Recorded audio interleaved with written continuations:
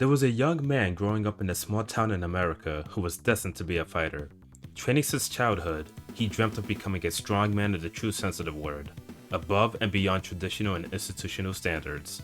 While training one day, the young man encountered a mysterious old man who bestowed his secret existence of the fighting masters in each and every part of the world. His journey had begun.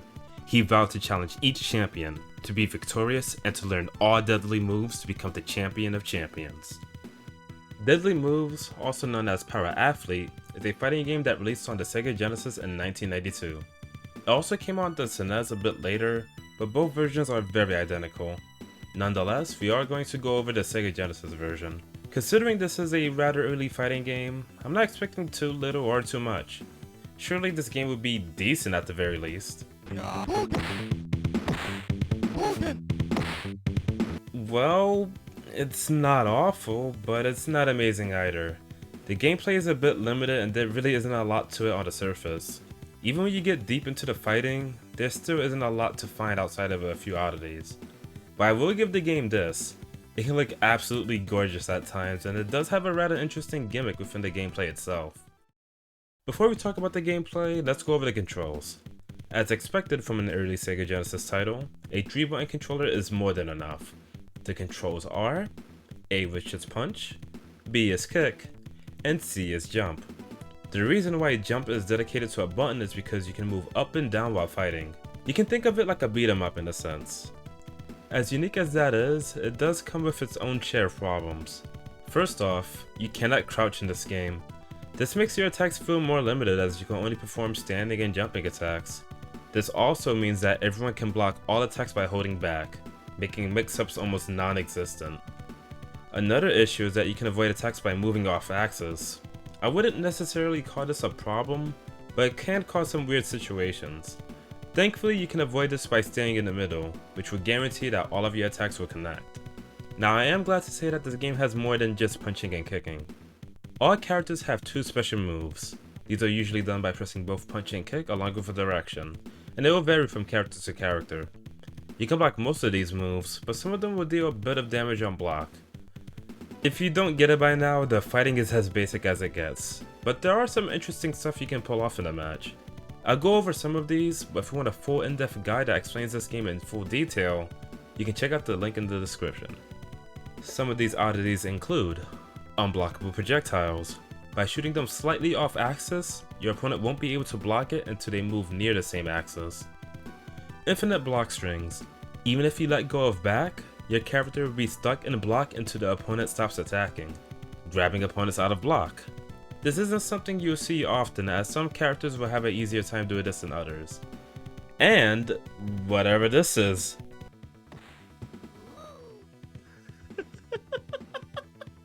Is that only on him? Yes! Why? I don't know. Coming up is a Longplay. Due to this game's simplicity, using projectiles to no end seems to be useful from start to finish. I wanted to talk over this playthrough, but there really isn't much to say on how to beat this game. In any case, I hope you enjoyed the run, and I'll see you at the end for when I give my final thoughts on this game.